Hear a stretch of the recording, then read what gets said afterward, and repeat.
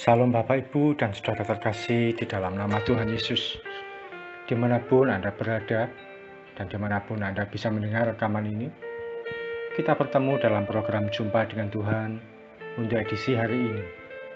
Sebagai dasar kebenaran firman Tuhan, saya akan bacakan dari Matius 16 ayat 24. Firman Tuhan mengatakan, "Lalu Yesus berkata kepada murid-muridnya, setiap orang yang mau mengikut aku, ia harus menyangkal dirinya, memikul salibnya, dan mengikut aku." Salah satu pesan Tuhan yang seringkali terabaikan ada dalam bagian firman Tuhan yang kita renungkan hari ini. Kita sering membaca atau menyampaikan pesan Tuhan tentang kasih.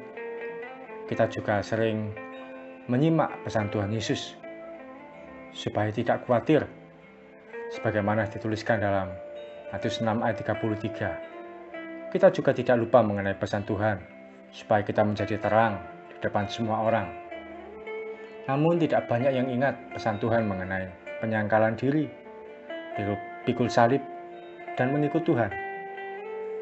Kata penyangkalan diri berarti berkata tidak untuk diri sendiri, tapi setuju pada kehendak Tuhan.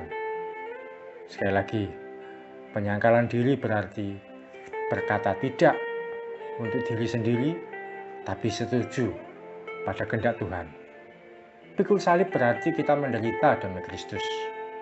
Mengikut aku atau mengikut Tuhan berarti kita mengikut keteladanan Kristus dalam hidup kita sehari-hari. Beberapa waktu lalu saya bersama dengan Nara, putri saya, belanja berdua di salah satu toko swalayan. Kami belanja kebutuhan harian dengan membawa uang yang tidak terlalu banyak. Oleh karena itu, kami harus mengatur strategi sebaik mungkin supaya bisa mendapatkan barang lebih banyak dengan harga yang terjangkau. Akhirnya, saat membeli sabun, saya minta supaya Nara mencari harga yang paling murah. Saat membeli sampo, kami mencari harga yang murah dalam kemasan saset. Demikian juga saat akan membeli obat nyamuk, kami mencari harga yang paling murah dari merek yang sama. Setelah memilih obat nyamuk yang murah, ternyata ada merek lain yang lebih murah dengan jumlah isi tidak jauh beda. Kami pun memilih merek yang lain itu. Kami bisa belanja banyak barang dengan harga yang lebih murah. Bahkan masih bisa beli mainan untuk Nara.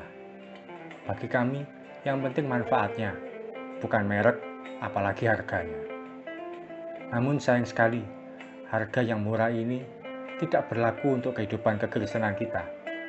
Hidup sebagai orang Kristen tidak bisa mengambil jalan pintas. Tidak bisa ambil harga yang paling murah dengan prinsip pokoknya masuk surga. Tidak bisa memiliki prinsip yang penting sudah membaca Alkitab, yang penting sudah aktif ke gereja, dan tidak lupa berdoa kalau makan. Juga pokoknya tidak menyakiti orang lain. Tidak bisa demikian. Mengikut Yesus tidak bisa asal-asalan. Tidak bisa dengan harga yang murah. Ada ketaatan yang harus kita lakukan tanpa batas. Ada ketekunan yang harus kita miliki sampai akhir. Dan ada kesetiaan yang harus kita pegang teguh setiap saat. Mengikut Tuhan bukan cuma supaya diberkati, supaya sembuh, supaya masuk surga. Mengikut Tuhan Yesus sebenarnya karena kita mengasihi Dia. Dan oleh kasih-Nya, kita dipindahkan dari alam maut menuju hidup yang kekal. Kalau mengikut Yesus hanya supaya diberkati, bagaimana iman kita saat tidak ada berkat? Salah satu tayangan rohani yang laris di media sosial saat ini yaitu tentang mujizat kesembuhan. Pendetanya diseret ke sana kemari untuk menyembuhkan orang yang sakit. Padahal kalau yang dikejar hanya kesembuhan, tentu akan bisa sakit lagi. Jangan mengejar sesuatu yang sementara dan tidak bernilai kekal. Pandang pada kekekalan yang nilainya tidak bisa digantikan oleh apapun juga. Pikul salib Anda, sangkal diri, dan ikuti keteladanan Kristus. Harganya tidak pernah murah, situasinya tidak pernah nyaman. Bagaimana respon Anda saat disakiti? Bagaimana ketaatan Anda pada firman Tuhan? Atau saat menghadapi pilihan hidup yang tidak menyenangkan? Saat dihadapkan pada pilihan pasangan hidup yang tidak seiman, saat dihadapkan pada pekerjaan yang mempertaruhkan iman kita pada Kristus, atau pilihan yang tidak sejalan dengan kebenaran firman Tuhan. Adakah kita masih berani mempertahankan ketaatan dan kesetiaan pada Tuhan? Jangan pernah meninggalkan Tuhan untuk sesuatu yang remeh, yang sementara, dan yang tidak bernilai kekal. Mari kita pikul salib dan sangkal diri.